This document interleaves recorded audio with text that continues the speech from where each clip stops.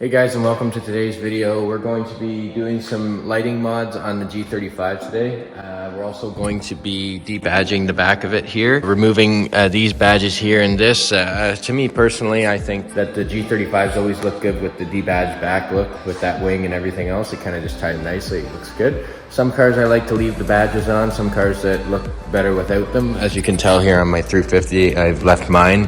I went with like the black look on them. It's a great looking logo on the back here with the black wheels and a few other black accents. The whole black and gray theme looks really good with the car. The front bumper's not on it obviously right now, but the front badge on the bumper is black as well to match the back. So we're going to be putting some license plate lights in as well to get rid of these stock regular bulbs that are in it, as well as the front of these here. We're gonna get rid of these. These just look terrible. I don't know what, like, we're gonna put some smoked ones in with LEDs in them so then it doesn't look so bad with the orange. The orange stands out way too much, so we're gonna be putting those on today. The majority of this video will be us just debadging the back of the car and putting those license plate lights in and the front side markers. I'm gonna actually get this thing set up on the hoist because it'll be easier to work on when it's at, like, you know, this height instead of all the way down on the ground, and it'll be easier to get the license plate lights as well taken out so we can look at it from underneath, then we're not crawling on the ground. So we're gonna get this thing set up here and then we'll get at it.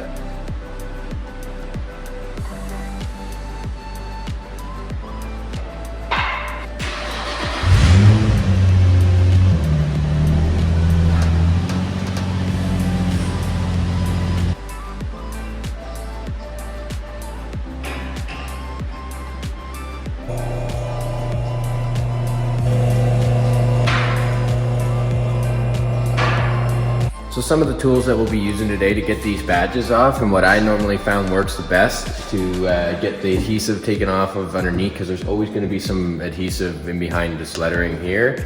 A rubber wheel that will take off any adhesive that's left on there. This would be good for prying them away. Just be careful with the paint. Let's get their plastic so they don't damage the paint. Obviously a heat gun, fishing line if you have it handy. I don't know how old this stuff is, so I don't know if it's going to hold up or not, but we also have one of these too as well. There's always going to be a little bit of imperfections when we're doing this too as well, so we're going to obviously buff it after, do a once over on it with the buffer and make sure that all of it flows nicely and you don't see much of the old lettering from the fade from the paint.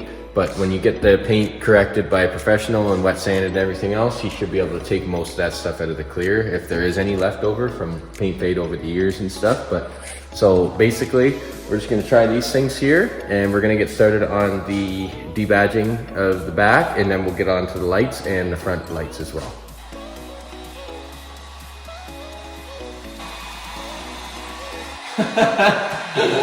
No fishing line either though. Might have to do these bigger ones here.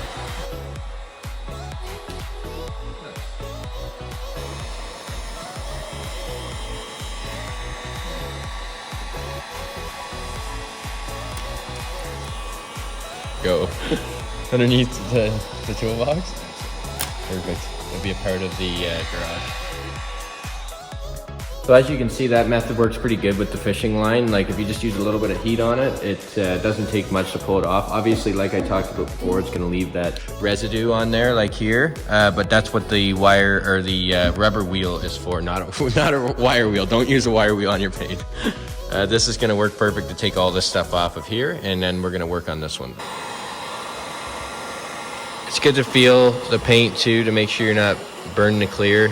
Just don't get too close with this because these heat guns will do more damage than you think. Try that.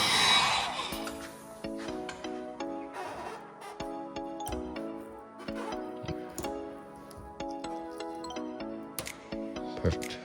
Nice. Just left the whole pile. Yeah, we're gonna have to work at that.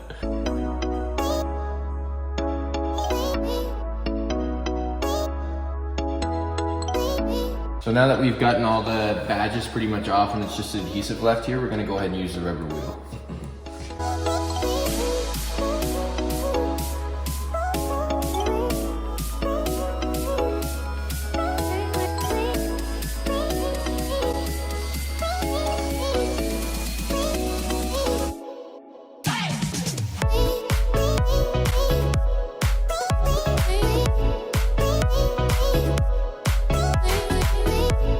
So now that we have taken most of this off as much as we possibly could with the rubber wheel, we're going to use some this adhesive remover. It's like Glue Gun, but a little bit different. We're just going to spray it on here over all the badges are. Rub it in with your hands, get it all agitated, and get over where all the badges are here. And then we're going to start picking away at this. It's a bit of a process, but it'll come out nice and clean when it's done.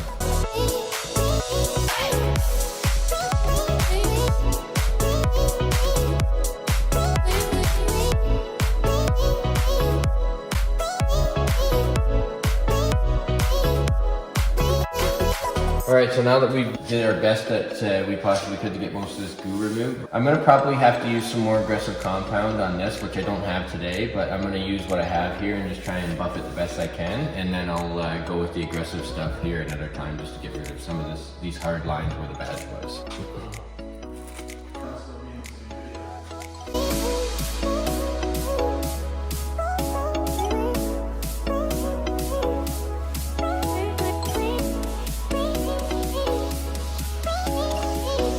Alright, so we just went over it once with the buffer as you saw there. It doesn't look too bad. Like I said before, I'm going to have to go over it with a bit more aggressive stuff. That was just a light buff.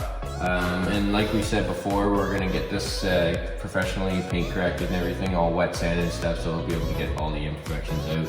And any fading that was in the paint should be able to brighten up the clear around it so it matches where the letters were. But it's not too bad for just quickly taking it off. So now that we've got that done, we're going to work to the license plate lights here. We're going to raise the car up and put some LEDs in.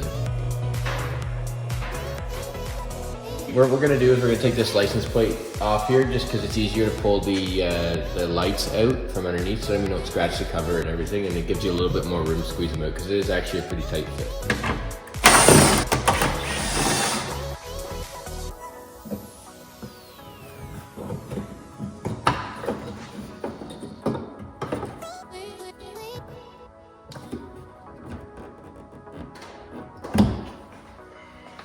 We'll leave a link in the description of where to get these LED lights. They're from Z1 Motorsports as well. Most of the stuff that we get for this car is usually from Z1 Motorsports. So we'll put the link down in the description as well.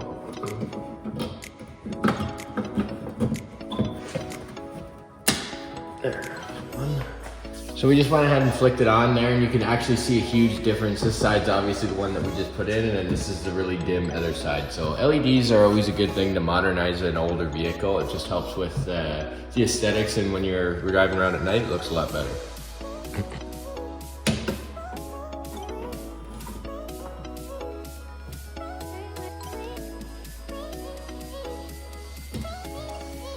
Out with the old and in with the new. These obviously are the new ones here. They're much better. The old ones are these peanut bulbs, which aren't very bright. So anytime that you have a chance to do the LEDs, I would highly recommend it. The way that these come out is actually there's a little push tab here, and that's what I'm using the flathead screwdriver on. So the best tool to use is actually a longer one of these, and then you can just pop them out real easy. And you kind of got to tuck it up in there. There's, like I said, there's not much room in here at all. Having it on a hoist helps definitely. There. Just like that, they're snapped in. So as you guys can see, this looks way better now. You can see it, the license plate a lot better, and LEDs just look 10 times better. Now we're gonna go to the front of the car and replace those orange side markers that I was telling you guys about before. As you guys can see here, these do not look very good either. Like who really wants orange on the side of their car? It just doesn't flow with any of the colors that we have here. So where did you get the LEDs from? Z1 too as well. So we'll link those down in the description as well. All right, so with the side markers here, they're pretty simple and straightforward. You just peel them from the side here, and usually they just pop right out. And you pull the tab here. There you go. All right, so with the old side markers, what you're gonna wanna do is just twist the bulb out there. Don't need that anymore. Pull the bulb out. And then the wire with the new side marker just plugs into where the light bulb was. Just like that. And then when you're tucking this in, you just want to be careful that it doesn't bump any of the connections or anything in there. So you just want to be careful when you're tucking it in. And then that just goes in. Perfect.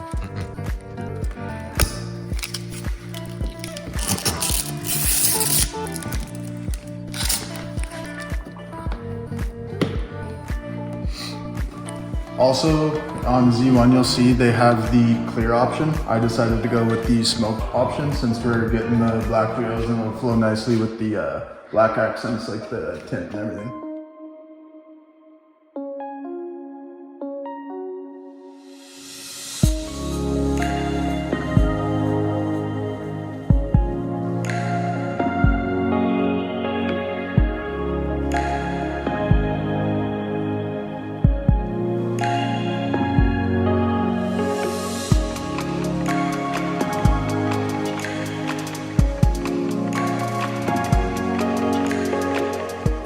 So I hope you guys enjoyed that cinematic there with all the lights and everything put together with the befores and after.